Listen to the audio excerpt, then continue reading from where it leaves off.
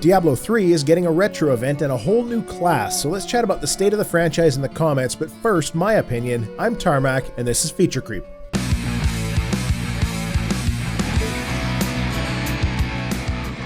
So, the time has finally arrived for Blizzard to unveil the Diablo 20th Anniversary Celebration events. Not that we were without the knowledge of what they entailed before now, but this time it'll be on live realms instead of test realms. I had a chance to play through the Diablo Retro event on the PTR right after BlizzCon, and it got me thinking about the overall state of the Diablo franchise and how unfortunate things are right now for Diablo fans.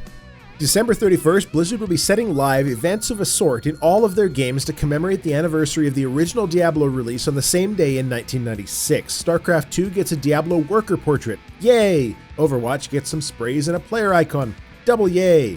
World of Warcraft will have an in-game event of some kind involving summoning a portal to the cow level.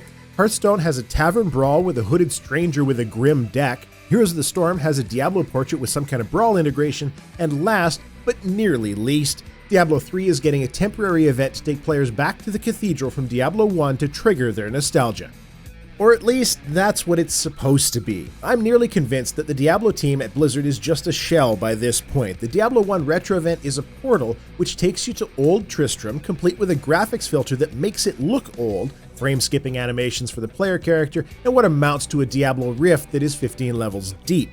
You'll progress through the various levels, which simply use existing level tile sets and monster skins for the most part, go up against a few mildly reskinned boss monsters, and pick up a few items which are essentially useless but add to the nostalgia trip. That's it. It's not a reimagined version of the original Cathedral, nor does it recapture the feeling of your first playthrough of the original Diablo like Blizzard marketing material claims. It's a Rift run that is a bit longer than normal with very little change that looks terrible because of the graphics filter that everyone originally thought was a joke when it was announced during the BlizzCon opening ceremony. So that's a bit of a disappointment, along with the now running joke in the Diablo community that the other games are getting more content than Diablo 3 is with the Diablo 1 anniversary. Now, I briefly chatted with one of the Diablo team devs at BlizzCon, and he kind of evaded my question about the team size, saying that it's as big as any other team at Blizzard, which given that Jeff Kaplan said Overwatch was around 100 people in September, and how little there is for Diablo, really makes it seem like the retro event was done off the side of someone's desk. The interesting thing to me about the franchise, though, is where things fell off the rails. Back in 2011, there was a leaked product slate for the upcoming Blizzard titles, and short of a few things getting delayed, it's proven to be mostly accurate.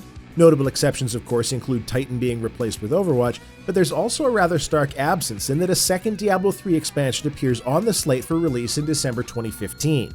So what happened to that expansion? Diablo 3 arrived in May 2012, with Reaper of Souls coming in March 2014, so it stands to reason that a third expansion should have released this year sometime, and yet one has never even been announced.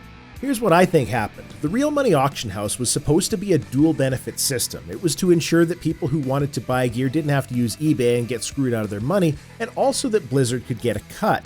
The problem is that they got a bit too greedy with the item design by ensuring nigh infinite variation. This really hurt the game because the itemization was bad. Blizzard saw the player counts dropping and got a little bit scared. In 2014, along with the Reaper of Souls expansion, the Real Money Auction House was removed and the game re-itemized to make it more fun. The problem, though, is that leaked product slate back in 2011. They had planned for a base game and 2 expansions, including the revenue generation expected from the Real Money Auction House. But by scrapping the auction house with the Souls expansion, that ongoing revenue stream had entirely evaporated. This immediately and dramatically changes the financial equation on whether or not the second expansion could be viable. And I think it got cancelled because of that financial inequality. However, game development doesn't always work in a linear way. Areas, items, monsters, and even the Necromancer class that's supposed to be coming in 2017 would have all been in a partial state of completion, even as the Reaper of Souls expansion was getting released.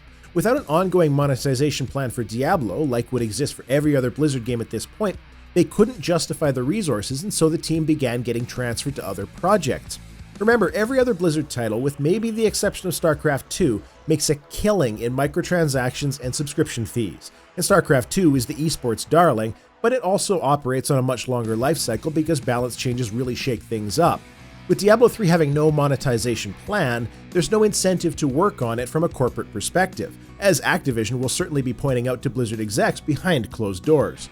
And Diablo 3 is really hard to monetize like the others. Selling item skins is boring on such a small player avatar that you can hardly see anyways. New areas take a lot of artist time to build, so they can't just sell missions like StarCraft 2 with the existing tile sets. How do you monetize something like that without making it pay to win? Which they also can't do without compromising the leaderboards and rankings. The answer is simple.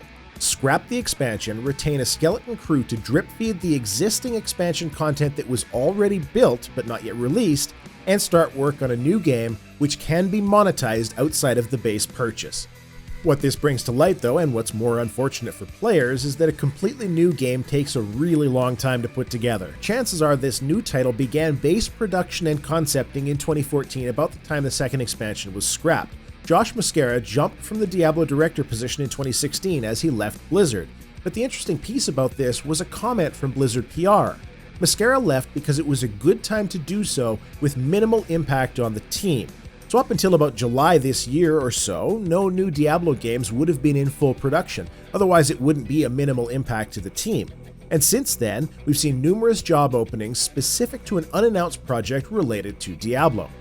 As someone who really enjoys the Diablo franchise, this is all very depressing to look at the overall state of the series, the rather obviously cancelled expansion, job postings for an unannounced Diablo franchise game, and look back at the timelines to realize that we're probably looking at 2 to 4 years before we see or hear anything substantive on where Diablo is going from here.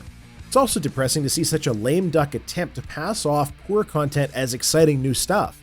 If you try out the Darkening of Tristram event, don't expect it to actually live up to any nostalgic feelings you had about Diablo 1, because it's not that.